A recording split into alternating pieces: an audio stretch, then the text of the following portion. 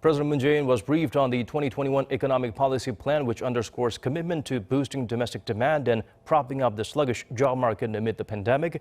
The local economy is expected to grow 3.2% next year. Minji tells us more.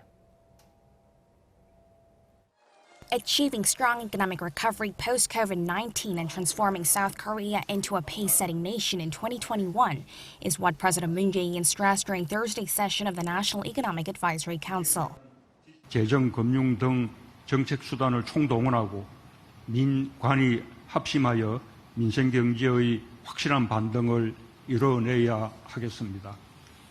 성장뿐 아니라 국민의 삶이 회복될 때 우리는 비로소 코로나 위기를 완전히 극복했다고 말할 수 있을 것입니다.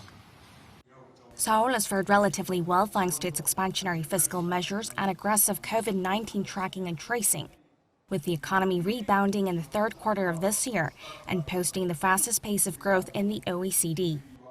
Recently, The Economist ranked South Korea as the least vulnerable country in terms of long-term economic damage from the pandemic, giving it a score of 3, the lowest based on available data. The weekly noted that emerging markets will feel the pinch for longer than advanced nations due to their vulnerability when it comes to labor market conditions and fiscal support.